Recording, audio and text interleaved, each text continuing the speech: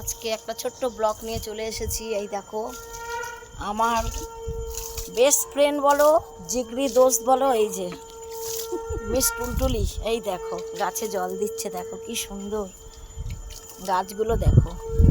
এই দেখো ছাদ বাগানে এইটা হচ্ছে পুদিনা পাতা, দেখো কি সুন্দর বসেছে। আর অনেক গাছ আছে। আর এই দেখো আম, দেখো এই দেখো গোলাপ দুটো, দেখো দুজনে নিজের মনে খেলা করছে। আর এই দেখো অনেক। আর ছাদের উপরে খালি আকাশটা দেখো। আর দেখাচ্ছি এই দেখো ছাদের মধ্যে মন্দির, চলো মাকে দর্শন করাচ্ছি। আর এই দেখো চারিদিকে শুধু সবুজ ভর্তি বন্ধুরা, কি ভালো লাগে। এখানে আমার বাপের বাড়ি, ঠিক আছে।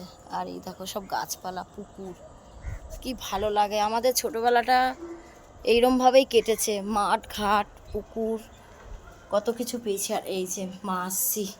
আর এই দেখো সেই মন্দিরটা দেখো, মা জগদ্ধাত্রী বসে আছেন। দেখো দেখো সব ওর ছেলে করে। নিচেও পুজো হচ্ছে বন্ধুরা, সেটা দেখাতে গেলে আমাকে আবার নামতে হবে। আর এই দেখো এটা হচ্ছে মায়ের জানলা, সব ঠাকুর।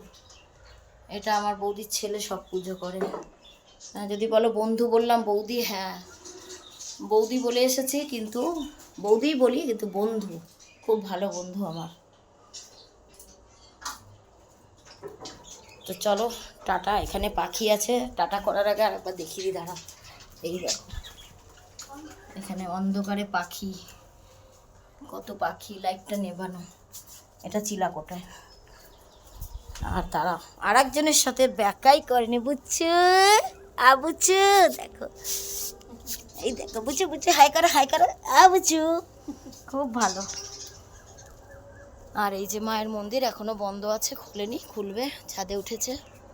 আর এই যে আম গাছগুলো দেখো, আমগুলো দেখবে ছাদ থেকে মনে হয় হাত বাড়ালেই পাওয়া যাবে। এই দেখো, চলো টাটা।